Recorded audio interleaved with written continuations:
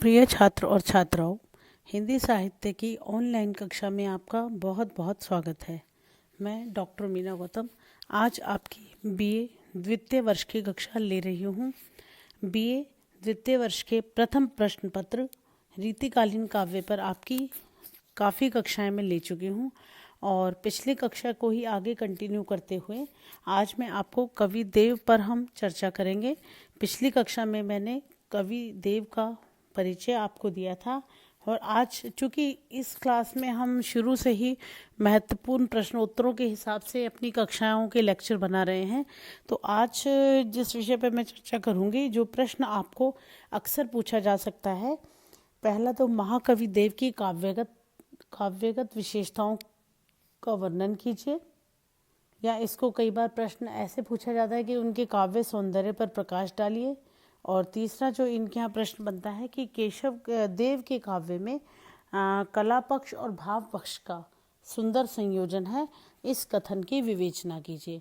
तो इस प्रश्न को किसी भी तरीके से पूछा जा सकता है, लेकिन इसमें जो मूल प्रश्न है, जैसे आपका जो टेक्स्ट बुक है, टेक्स्ट बुक में भी केशव की काव्य की प्रमुख विशेषताओं का वर्णन कीजिए। सीधा आपका टेक्स्ट बुक में ये जो प्रश्न दिया हुआ है, तो पहला प्रश्न है जो आपका टेक्स्ट बुक में है। तो आज हम देव के काव्य की विशेषताओं पे बात करेंगे। देव की काव्य की विशेषताओं को निरूपित करने की पर चर्चा करते हैं। पहली बात तो पिछली कक्षा में मैंने बताया कि जो रीतिकालीन कवि देव हैं, ये आचार्य और कवि दोनों के रूप में इनको ख्याति प्राप्त है और रीतिबद्ध कवि ये हैं। और दूसरा, पिछली बार मैंने जो कक्षा में चर्चा की थी कि आचार्य रामचंद्र शुक्ल ने इन्हें बहुत सारी कारणों से इनके, चूँकि रसवादी आचार्य, इनके यहाँ रसवादी आचार्य के गुण ज़्यादा हैं, हालांकि ये अलंकार भी इन्हें बहुत प्रिय थे, तो इस वजह से इनको रामचंद्र शुक्ल ने बिहारी से भी उच्च दर्जे का कवि माना है। और इन्हें और इसमें प्रश्न भी कई बार बनता है, बिहारी और इनकी कई बार श्रृंगार रचनाओं पर तुलनात्मक अध्ययन भी आपको आ जाता है।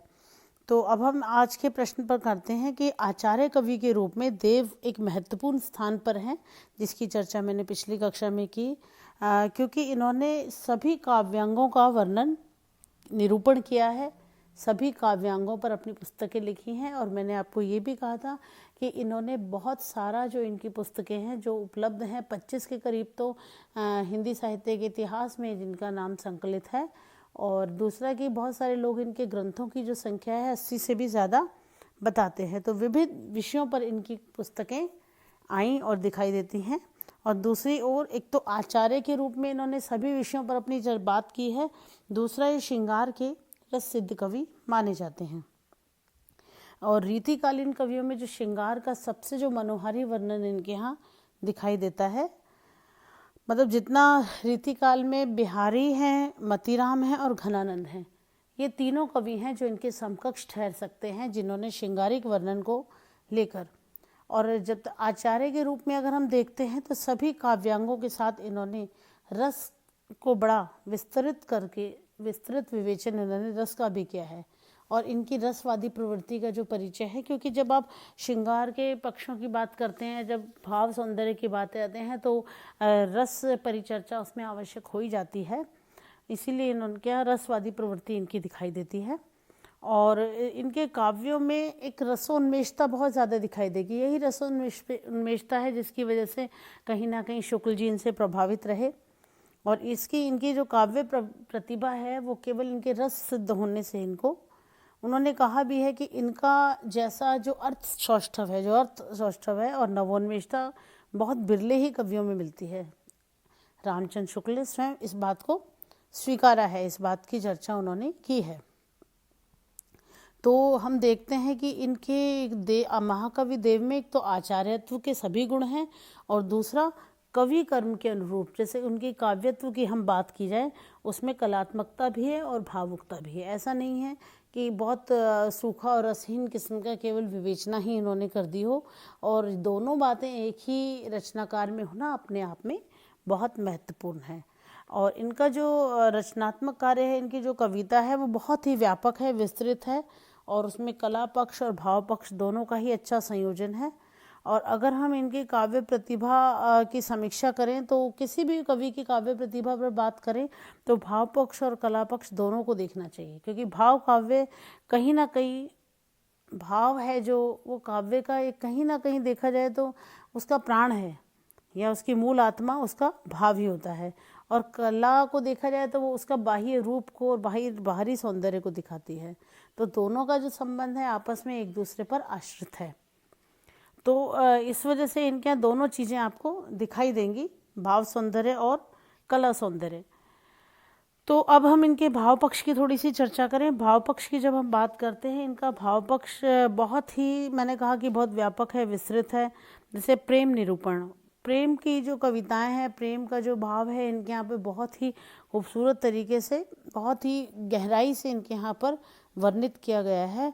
और प्रेम का जो सांगोपांग रूप, जिसको कंप्लीटनेस, वो जो इनके यहाँ पर दिखाई देता है। एक और भी चीज़ है, इनके यहाँ भक्ति और प्रेम का मिश्रण भी आपको दिखाई देगा। कहीं ना कहीं इनके यहाँ पर प्रेम की जब चर्चा करते हैं तो आध्यात्मिकता का भी प्रभाव आपको उसमें दिखाई दे जाता है। और साहित्य शास्त्र के ग्रंथों में जो प्रेम को वर्णित किया जाता है उसका स्वरूप तो सामाजिक होता है, लेकिन इनके जो काव्य को हम देखेंगे तो सामाजिक के साथ साथ आध्यात्मिकता भी दिखाई देगी। नए नए आकर्षक बिंब इनके यहाँ पर दिखाई देंगे। और प्रेम में नायक और जो नायिका हैं वो आप देखिए कि प्रेम रीति की पूरी तरह से अनुपालना करते हुए दिखाते हैं। पल न थिरात रीति नहीं की नई नई, तो प्रेम की नई नई रीत इनके यहाँ पर दिखाई देती हैं। और इनके यहाँ जो प्रेम की वर्णन है, जो बातें हैं, वो कहीं ना कहीं आप देखिए कि मतलब मनुष्य से भी इतर इनका जो प्रेम है पूरी प्रकृति और जीव जंतुओं में भी फैला पड़ा है। आप इनके बहुत सारे ऐसी मतलब मुक्तक है जिसमें उन्होंने चातक, मोरनी, कोकिल और इन सब के प्रेम को भी वर्णित किया है। दूसरा, हम प्रेम वर्णन की जब बात करते हैं तो इनके यहाँ पर संयोग श्रृंगार के बहुत खूबसूरत चित्र आपको दिखाई देंगे। और हमारा जो ये काव्य संकलन टेक्स्ट आपको लगा हुआ है उसमें संयोग श्रृंगार के बहुत अच्छे अच्छे तो हैं ही। संयोग श्रृंगार के अंतर्गत मतलब रूप वर्णन और मतलब मिलन के जो हैं ये वाले जो पद हैं बहुत सारे इनके यहाँ पर दिखाई देंगे। और रूप सौंदर्य के इनके यहाँ बहुत, और ज़्यादातर इन्होंने क्या किया है कि कृष्ण को ही प्रेम का आलंबन बनाया है, तो कृष्ण के रूप सौंदर्य के वर्णन इनके यहाँ पर दिखाई देंगे। और संयोग श्रृंगार में इन्होंने स्त्री और पुरुष दोनों को बराबर का महत्व दिया है। और नायिका का रूठना, नायक की तरफ से मधुर चेष्टाएं करना, ये सारी जो चीज़ें इनके यहाँ पर बहुत अच्छे से दिखाई देंगी। अब हम वियोग श्रृंगार की बात करते हैं तो वियोग पक्ष भी महाकवि देव ने बहुत ही सूक्ष्म रूप से उसके चित्रण को किया है। प्रेम और विरह की जो अनुभूतियाँ इनके यहाँ हैं बहुत ही मनोरम हैं और बहुत सुंदर यहाँ पर दिखाई देंगे, विरह की ताप का। और दूसरा एक चीज़ है जो मैंने शुरू में ही आपसे रस की बात की, तो इनके वियोग श्रृंगार में कहीं भी ऊहात्मकता इतनी नहीं दिखाई देगी, भावात्मकता आपको ज़्यादा दिखाई देगी। तो इनका जो विरह वर्णन है कहीं ना कहीं स्वाभाविकता और सहजता इनके विरह वर्णन की आपको स्पष्ट यहाँ दिखाई दे जाती है, समझ आती है। और ऊहात्मक हैं चूँकि उस समय एक ट्रेंड उसी तरीके का चल रहा था, तो वियोग दशा का वर्णन में मार्मिकता है, कहीं कहीं थोड़ा थोड़ा ऊहात्मकता दिखाई देगी कि आपको बाहरी चीज़ें ज़्यादा दिखाई देंगी, लेकिन अधिकांश वियोग श्रृंगार का मार्मिक सहज चित्रण इनके यहाँ दिखाई देता है। अब हम थोड़ा सा प्रकृति वर्णन की बात करें। अभी मैंने कहा कि जब वो प्रेम की चर्चा करते हैं तो पशु, पक्षी और प्रकृति को भी उसके अंदर समेट लेते हैं। हमारे यहाँ जो टेक्स्ट है इसमें भी 2-3 प्रकृति के पद इसमें लगे हुए हैं। प्रकृति सौंदर्य के वर्णन लगे हुए, माधुरी जौरनी वाला वो जो पद है वो इसमें लगा हुआ है। देव का जो प्रकृति वर्णन है कहने को तो परंपरागत है और आलंबन के रूप में दिखाया है, लेकिन और दूसरा कि संयोग पक्ष में इन्होंने वसंत वर्णन को बहुत ज़्यादा दिखाया है। आज अब जो एक जो चीज़ है जो अपने टेक्स्ट में भी लगी हुई, भक्ति भावना से संबंधित पद भी यहाँ पर देखने को मिलते हैं। हालांकि इनकी भक्ति भावना को हम सूर और तुलसी से तुलना ना करें, लेकिन रीतिकालीन कवि की कविता की जब हम बात करते हैं तो देव के यहाँ पर बहुत सारे भक्तिकालीन पद आपको दिखाई देंगे। देव वैसे भी सगुण रूप से कृष्ण के उपासक थे और श्री कृष्ण को विष्णु के रूप में अवतार मानते हुए राम का वर्णन भी उनके यहाँ पर दिखाई दे जाता है। श्री कृष्ण के और राम के 2-4 पद वहाँ पर दिखाई देंगे और हमारे टेक्स्ट में जो लगे हुए श्री कृष्ण के रूप, सौंदर्य और भक्ति के पद भी लगे हुए हैं। और कुछ इनके पद ऐसे भी हैं जो यहाँ पर टेक्स्ट में भी है, कथा में न कंथा में, तीरथ में न पंथा में, पोथी में न पाथ में, न साथ की बसीती में, जटा में न मुंडन में, न तिलक त्रिपुंडन में, जो ईश्वर के निर्गुण भाव के पद भी हैं कि एक भक्ति के पारंपरिक स्वरूप को ही ना दिखाते हुए गैर पारंपरिक स्वरूपों की भी इन्होंने बात की है। तो ये